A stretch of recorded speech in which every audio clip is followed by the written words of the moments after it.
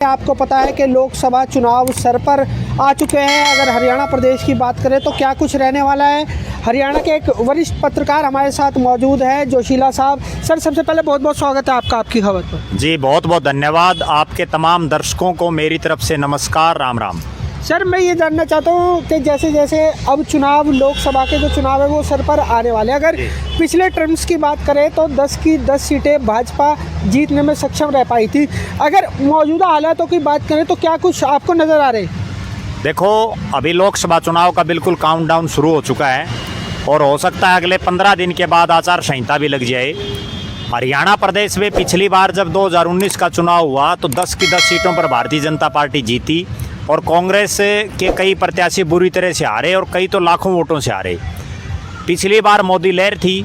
अब जो है 2024 में जब चुनाव है तो निश्चित रूप से भारतीय जनता पार्टी को एक एडवांटेज ये है कि उनकी प्रदेश में सत्ता है, दूसरा उनकी देश में सत्ता है, तीसरी सबसे बड़ी बात ये कि कांग्रेस में लगातार गुटबाजी हावी है। एक तरफ एसआर के गुट है और दूसरी तरफ चौधरी भूपेंद्र सिंह हुड्डा, उदय भान और सांसद उनके जो बेटे हैं दीपेंद्र सिंह हुड्डा, चौधरी भूपेंद्र सिंह हुड्डा के, उनकी तिकड़ी है। अगर कांग्रेस एकजुट होकर के तो चुनाव लड़ती है तो निश्चित रूप से वो भारतीय जनता पार्टी को फाइट देने में कामयाब रहेगी। लेकिन अगर पिछली बार की तरह वही सब की अलग अलग राग रहा तो एक बार फिर से बीजेपी को मैं ज़्यादा एज मानता हूँ आज के दिन। आपने पिछली बार की बात करी, क्या पिछली बार भी जो कांग्रेस की जो हार आप बता रहे हैं, क्या वो हार क्या गुटबाजी की वजह से ही हुई थी जो 10 की 10 लोकसभा सीटें लूज कर दी थी कांग्रेस ने? देखो, कांग्रेस में सबसे बड़ी समस्या गुटबाजी की है। एक तरफ चौधरी भूपेंद्र सिंह हुड्डा और उनका जो परिवार है और जो उनके समर्थक हैं, और दूसरी तरफ एसआर के जिसमें कुमारी शैलजा हैं, रणदीप सिंह सुरजेवाला और किरण चौधरी और उनके जो साथी हैं। पिछली बार भी वही हुआ था। जहां हम बैठे हैं हिसार में, यहाँ से भव्य बिश्नोई को कांग्रेस ने टिकट दी थी जो चौधरी भजनलाल के पोते हैं। लेकिन जो कांग्रेसी थे उन्होंने उसकी मदद नहीं की। कहीं जैसे भिवानी महेंद्रगढ़ में श्रुति चौधरी को टिकट दी तो वहाँ जो दूसरे नेता उन्होंने उनकी मदद नहीं की। अशोक तंवर को सिरसा से टिकट दी तो जो टिकट मांगने वाले थे उन्होंने उनका विरोध करना शुरू कर दिया। इसी तरह से चाहे वो सोनीपत में चौधरी भूपेंद्र सिंह हुड्डा ने खुद ने चुनाव लड़ा हो, अलग अलग हल्का वाइज जब तक कांग्रेस एकजुट नहीं होती तब तक बात बढ़ने वाली नहीं। और आज हालात ये हैं कि दिखाई नहीं दे रहा कि कहीं कांग्रेस एकजुट है। जी, तो फिलहाल अगर हम हिसार लोकसभा सीट की बात करें तो क्या कुछ रुझान रहने वाला है जनता का? देखो, हिसार लोकसभा क्षेत्र में अभी फिलहाल सिटिंग जो एमपी है वो बीजेपी का है। और सबसे बड़ी बात और बताऊं मैं, हिसार लोकसभा के जो 9 के 9 विधानसभा क्षेत्र हैं उनमें भी कांग्रेस पार्टी के पास कोई विधायक नहीं है। या यहाँ तो बीजेपी के विधायक बने हुए हैं या यहाँ से जेजेपी के विधायक बने हुए हैं। प्रदेश में मनोहर जी की जो सरकार है उसमें बृजेंद्र सिंह जो यहाँ से सांसद हैं वो उस हिसाब से काम नहीं करवा पाए जितने काम एक सांसद को करवाने चाहिए थे। हालांकि उसमें कुछ कारण ये रहे कि बीच में कोरोना आ गया, उसके बाद किसान आंदोलन, एक बड़ा आंदोलन चला जिस वजह से बीजेपी और जो जेजेपी के नेता, जो सत्ताधारी नेता थे, उनको लोगों ने गाँव में घुसने भी नहीं दिया। उस लिहाज से बृजेंद्र सिंह का कार्यकाल उतना सही नहीं रहा जितना एक सांसद का रहना चाहिए था। लेकिन एक पढ़ा लिखा सांसद है जिसको सारी सूझबूझ का ज्ञान है, वो उस लेवल पर काम नहीं करवा पाया। अब सब कुछ डिपेंड है कि बीजेपी की टिकट किसको मिलती है। वो टिकट बृजेंद्र सिंह को मिलती है या किसी अन्य चेहरे को मिलती है, क्योंकि हिसार लोकसभा प्रदेश का एक ऐसा लोकसभा क्षेत्र है जहां 1 दर्जन के आसपास नेता बीजेपी की टिकट चाहते हैं। वो उसके लिए लगातार प्रयासरत हैं, लगातार प्रयास भी कर रहे हैं। अब वो टिकट किसको मिलेगी उस पर सारा सिस्टम डिपेंड है। अच्छा, वो टिकट किसको मिलेगी? अगर हालातों की बात करें तो हरियाणा प्रदेश के किस तरह के हालात आपको नज़र आ रहे हैं? देखो, आज के दिन ये हालात है कि कांग्रेस पार्टी 2 सीटों पर तो बिल्कुल सीधे सीधे मुकाबले में। एक तो कांग्रेस पार्टी की बात नहीं कर रहा मैं, मौजूदा हालातों की बात करूं, प्रदेश के हालातों की बात करूं, कांग्रेस की बात नहीं कर रहा। प्रदेश के जो मौजूदा हालात हैं वो ये है कि विपक्ष खिंडा हुआ है। जनता ये चाहती है कि मनोहर लाल खट्टर जिस हिसाब से काम नहीं करवा पाए, क्योंकि सरकार में रहते हुए जो उनके विधायक और जो उनके मंत्री हैं, उन्होंने अधिकतर विधायकों और अधिकतर मंत्रियों ने सिर्फ गली और नालियों के उद्घाटन के अलावा कोई बहुत लंबा चौड़ा विकास का काम नहीं करवाया। चाहे हम हिसार में जहाँ हम बैठे हैं, हिसार में एक भी ऐसी चीज़ नहीं बन पाई जो एक वर्षों तक या आगे के भविष्य के लिए जो एक बहुत बड़ी मिसाल पेश करे। यहाँ सिर्फ एयरपोर्ट के नाम पर, कभी एलिवेटेड रोड के नाम पर, अब एक महानगर का नया शगुफा छेड़ दिया है, इसके नाम पर सिर्फ हिसार में ज़मीनों के रेट बढ़े हैं, इसके अलावा और कुछ नहीं हो पाया धरातल पर। दूसरी बड़ी समस्या इस सरकार के सामने जो सबसे बड़ी है कि पिछले 4.5 साल का जो इनका 4.25 साल का कार्यकाल है, ये लगातार आंदोलनों में चलता रहा। आज हम देख रहे हैं हिसार में लघु सचिवालय के ऊपर पिछले 4.5 साल में कोई दिन ऐसा नहीं गया होगा जब वहाँ कोई ना कोई आंदोलन ना हुआ हो। लगातार प्रदेश की जनता आंदोलनों में है। दूसरी बड़ी बात यह है कि चाहे वो किसान हो, मजदूर हो, छोटा व्यापारी हो, दुकानदार हो, कर्मचारी हो, वो तमाम लोग लगातार जो है सरकार की मुखालफत करते रहे हैं। उन्होंने, चाहे वो किसान आंदोलन का समय हो, उसके बाद खिलाड़ियों का एक आंदोलन चला, कभी कर्मचारी धरने पर बैठ जाते हैं। दूसरी बड़ी बात इस सरकार में जो सबसे बड़ा खामियाजा जो मैं समझ रहा हूँ वो ये है कि एक फैमिली आईडी और प्रॉपर्टी आईडी। फैमिली आईडी से हर आदमी परेशान दिखाई दे रहा है, हर जगह जहाँ भी जाते हैं कहीं ना कहीं कोई ना कोई इशू खड़ा हो जाता है।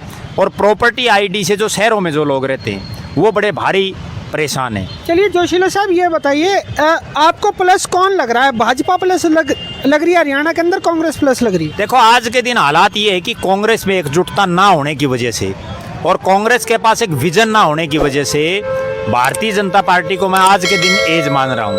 क्योंकि बीजेपी के पास एक तो 10 के 10 लोकसभा क्षेत्रों में कैंडिडेट हैं, बहुत से तो ऐसी लोकसभा क्षेत्र हैं जहाँ उसके पास आधा दर्जन से ज़्यादा कैंडिडेट हैं जो टिकट मांग रहे हैं। जबकि कांग्रेस के जो बड़े नेता हैं, चाहे वो कुमारी शैलजा हो, वो भी उन्होंने भी डिनाई कर दिया कि मैं विधानसभा चुनाव लड़ना चाहती हूँ। चाहे वो चौधरी भूपेंद्र सिंह हुड्डा हो, चाहे कैप्टन अजय सिंह यादव जैसा नेता जो 6 बार का लगातार विधायक हो, मंत्री हो, वित्त मंत्री रहा और आज वो ओबीसी सेल का राष्ट्रीय अध्यक्ष है कांग्रेस का, वो जब ये बयान दे कि मेरा कांग्रेस में दम घुट रहा है, मैं चुनाव नहीं लड़ना चाहता, तो हम अंदाज़ा लगा सकते हैं कि कांग्रेस उस हालात में नहीं है कि वो बीजेपी को सीधी सीधी टक्कर दे सके। हाँ, एक चीज़ ज़रूर हो सकती है, अगर हरियाणा प्रदेश का विपक्ष इकट्ठा हो जाए, चाहे वो इनेलो, आम आदमी पार्टी, बहुजन समाज पार्टी और कांग्रेस, ये तमाम पार्टियां अगर इकट्ठी होकर के चुनाव लड़े तो बीजेपी को हरा सकती हैं, कोई बड़ी बात नहीं है। आपने सभी पार्टियों को इकट्ठा करने की बात करी है। एक तरफ अगर हम देश के प्रधानमंत्री की बात करें, श्री नरेंद्र मोदी जी की बात करें, तो एक जो है स्लोगन वो काफ़ी घूम रहा है कि मोदी जी गारंटी दे रहे। क्या मोदी जी की गारंटी अगर हरियाणा प्रदेश के अंदर आती है, क्या लगता है क्या वो भी भाजपा को बढ़त दिलाने में जो है वो सक्षम हो पाएगी?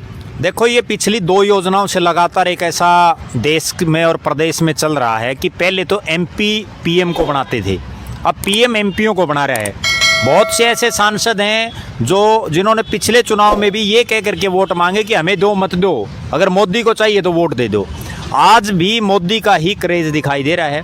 दूसरा, 3 दिसंबर का जो 5 राज्यों का परिणाम आया, उसके बाद ना केवल हरियाणा प्रदेश बल्कि पूरे देश में जो एक राजनीतिक फिजा होती है वो बदली नजर आई। तीसरा, जो राम मंदिर एक बहुत बड़ा जो भारतीय जनता पार्टी की सरकार ने जो करके दिखाया चुनाव से बिल्कुल पहले बना करके, तो वो भी एक बहुत बड़ा प्लस पॉइंट मोदी जी के लिए है। मोदी जी के नाम पर ही सांसद जीतेंगे, वरना तो चाहे हम जहाँ बैठे हैं हिसार लोकसभा में, कोई भी नेता बीजेपी की टिकट ले आए, आज ये हालात है कि बीजेपी यहाँ से चुनाव जीतने के हालात में है, चाहे वो किसी को भी दे दें, क्योंकि वो सिर्फ मोदी के नाम पर वोट पड़ने हैं। अच्छा सर, मैं एक बात और जानना चाहता हूँ, इंडिया अलायंस हुआ है, तो क्या ये अलायंस भी क्या भारतीय जनता पार्टी की जीत को नहीं रोक सकता? देखो, इंडिया अलायंस का जहाँ तक सवाल है, बड़ा मजबूत उन्होंने फैसला लिया था कि देश का विपक्ष को इकट्ठा कर रहे थे, लेकिन उसमें सबसे बड़ा रोड़ा तो नीतीश कुमार जब उन्होंने क्विट कर लिया इससे और बीजेपी के साथ चले गए, उसके बाद ममता बनर्जी ने बयान दे दिया, उसके बाद अरविंद केजरीवाल और भगवंत मान लगातार बोल रहे हैं, तो इस तरह से ये जम नहीं पा रहा। अगर विपक्ष इकट्ठा हो जाए देश का तो बीजेपी को हराना कोई लंबी चौड़ी कहानी नहीं है, लेकिन समस्या सिर्फ ये है कि विपक्ष के जितने नेता सबको प्रधानमंत्री की कुर्सी प्यारी लगती है, इसलिए वो चौधर के चक्कर में देश की जनता का एक तरह से हम ये कह सकते हैं कि उसको चक्रव्यूह में उन्होंने खड़ा कर दिया है। जनता के समझ में नहीं आ रहा, जनता कांग्रेस को या विपक्ष को मजबूती प्रदान करना चाहती है, लेकिन उन्हीं पार्टियों के नेता नहीं चाहते कि हमारी पार्टी सत्ता में आए। बहुत से ऐसे नेता हैं। अच्छा, एक आखिरी सवाल ले लेते हैं जी। आप क्योंकि पत्रकार हो, ग्राउंड जीरो पे भी रहते हो, अगर हरियाणा प्रदेश की बात करें तो आपकी नज़र में कौन सी पार्टी है जो हरियाणा प्रदेश का भला कर सकती है? देखो, भला की कोई डेफिनेशन हम ये नहीं कह सकते कि अलग अलग समय में अलग अलग नेता हुए हैं। आज भी बहुत से ऐसे नेता हैं जो एक क्षेत्र विशेष के नेता हैं, बहुत से ऐसे नेता हैं जिनकी दूरगामी सोच है।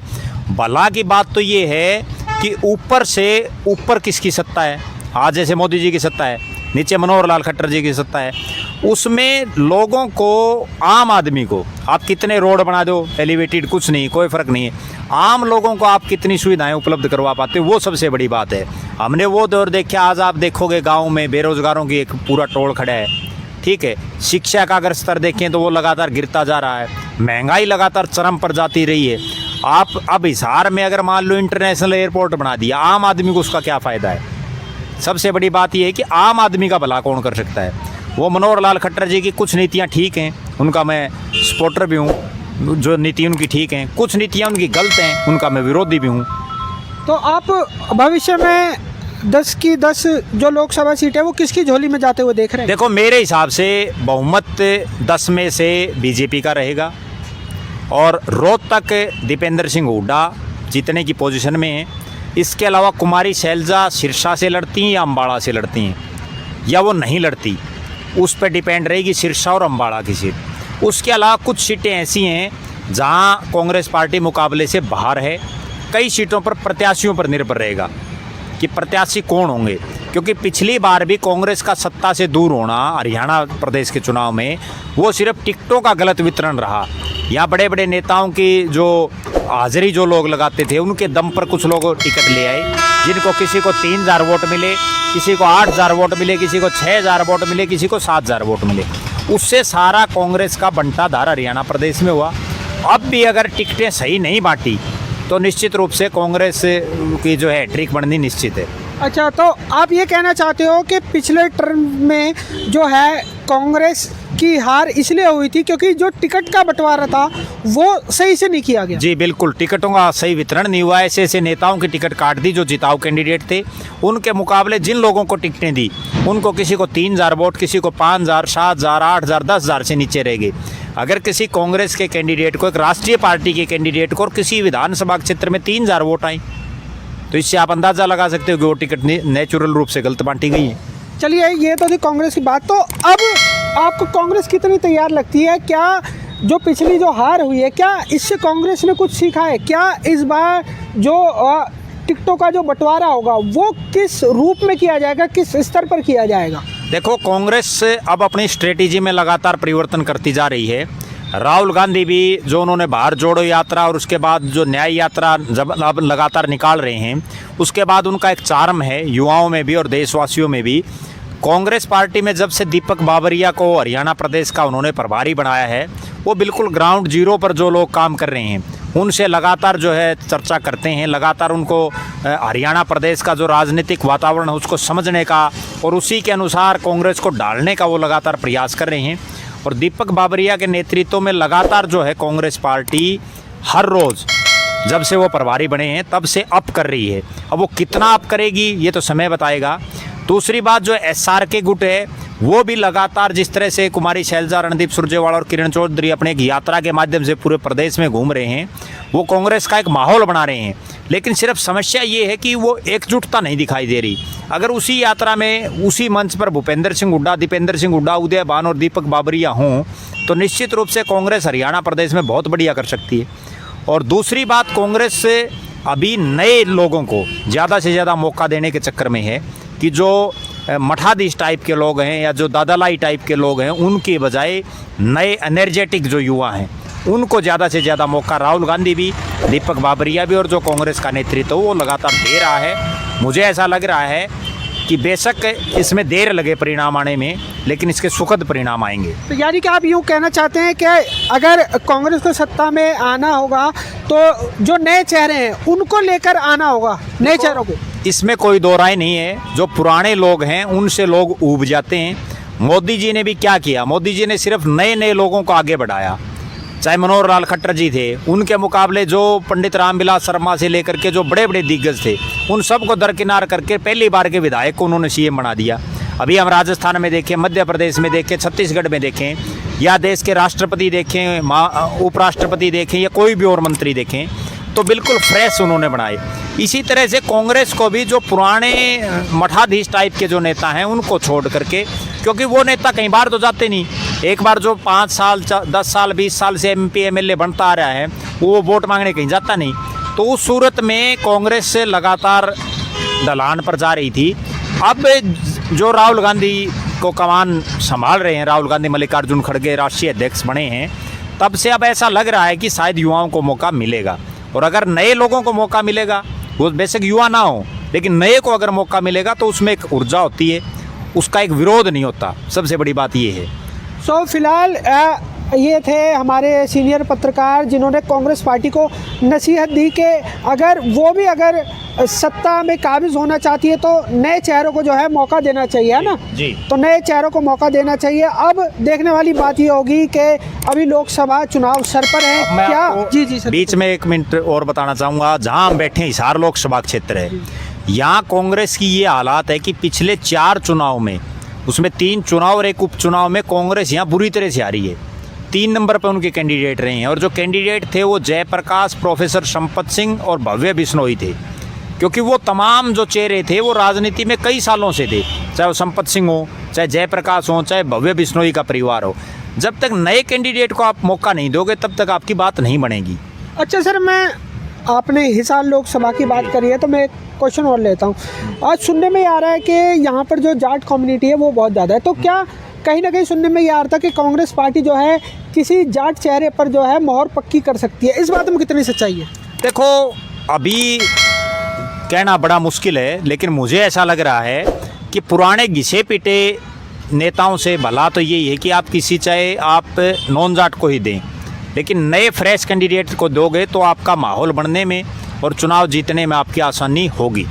तो ये थी ग्राउंड ज़ीरो की रिपोर्ट। कांग्रेस को नसीहत दी गई है कि क्योंकि अगर बात करें तो 2 चुनाव बुरी तरह कांग्रेस पार्टी जो है हार चुकी है। अब जो है ग्राउंड ज़ीरो पर रहने वाले हमारे वरिष्ठ पत्रकार के द्वारा नसीहत दी जा रही है कांग्रेस को कि किस प्रकार से जो है इस राजनीतिक गलियों के अंदर उसको सफ़र करना चाहिए।